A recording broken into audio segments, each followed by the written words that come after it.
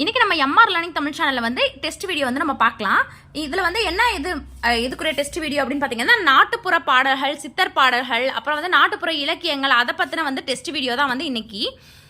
இதுல பாருங்க, நாட்டுப்புற மக்களின் வாழ்வியல் கூறுகளையும் இலக்கியங்களையும் கலைகளையும் ஆராய்வது எது? நாட்டுப்புற மக்களோட வாழ்வியல் கூறுகளை, இலக்கியத்தை, கலைகளை இதெல்லாம் வந்து ஆராயிறது எது அப்படின்னு கேட்டிருக்காங்க. எது அப்படின்னு பாத்தீங்கன்னா நாட்டுப்புறவியல். இதெல்லாம் ஆராயறதுக்கு பேரு நாட்டுப்புறவியல். பின்வரும் சொற்களுள் நாட்டுப்புறவியலை குறிக்கும் சொல் எது? எது வந்து நாட்டுப்புறவியலை வந்து குறிக்குது அப்படின்னா வந்து ஃபோக்லோர் அப்படின்றது தான் வந்து நாட்டுப்புறவியலை வந்து குறிக்கிற சொல்லு. அதே மாதிரி இந்த சொல்ல வந்து என்ற சொல்லையும் பகுப்பையும் தந்தவர் யார்? இந்த ஃபோக்லோர் அப்படின்ற சொல்லையும் பகுப்பையும் வந்து தந்தவர் யார் அப்படின்னு கேட்டிருக்காங்க. இதுல வந்து நாட்டுப்புற மக்களோட வாழ்வியல் கூறுகள், இலக்கியங்கள், கலைகள் இதெல்லாம் ஆராயறதுக்கு பேரு நாட்டுப்புறவியல். அந்த நாட்டுப்புறவியலை குறிக்கிற சொல் வந்து ஃபோக்லோர். அப்புறம் இந்த சொல்லையும் பகுப்பையும் வந்து முதல்ல தந்தவர் யார் அப்படின்னு கேட்டிருக்காங்க. அந்த தந்தவரோட பேர் வந்து வில்லியம் ஜான் தாமஸ். காற்றிலே மிதந்த கவிதை என்ற நூலின் ஆசிரியர். இந்த நூலோட ஆசிரியர் யாரு? மு. அருணாச்சலம். பவளக்கொடி மாலை என்னும் நூலின் ஆசிரியர் யார்? கருணானந்த சுவாமிகள். கருணானந்த சுவாமிகள் அப்படின்றவர் தான் வந்து இந்த பவளக்கொடி மாலை அப்படின்ற நூலோட ஆசிரியர். கதாமஞ்சரி அப்படின்ற நூலோட ஆசிரியர் யாரு? கதாமஞ்சரி அப்படின்ற நூலோட ஆசிரியர் யாரு? யாரு அப்படின்னு பாத்தீங்கன்னா தாண்டவராய முதலியார். தாண்டவராய முதலியார். இரு சொல் அலங்காரம் என்ற நூலின் ஆசிரியர் யார்?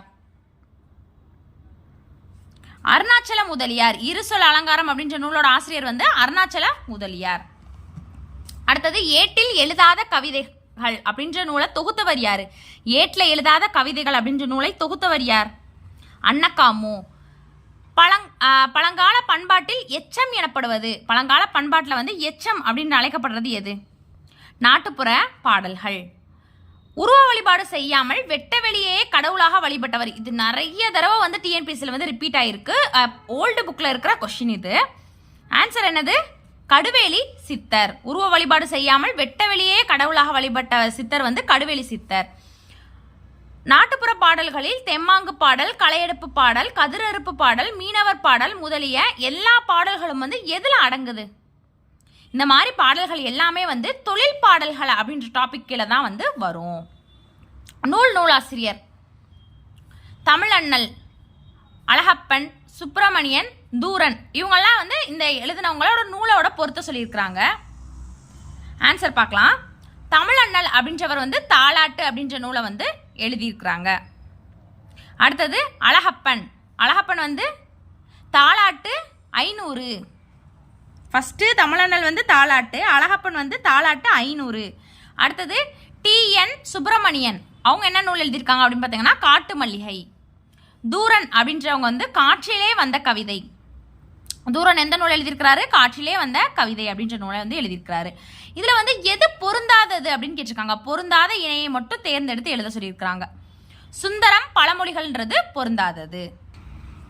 ஏட்டிலே எழுதாத கவிதை என்பது நாட்டுப்புற பாடல்கள். நாடோடி மலையருவி ஆகிய நாட்டுப்புற கவிதை நூட்களை வந்து தொகுத்தவர் யாரு? நாடோடி மலையருவி ஆகிய நாட்டுப்புற கவிதை நூட்களை தொகுத்தவர் யார்?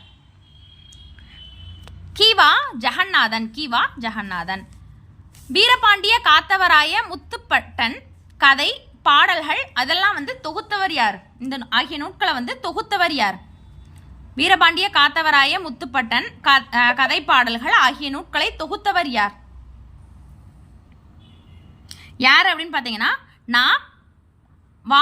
வானமாமலை அப்படின்றவர் தான் வந்து தொகுத்திருப்பாரு.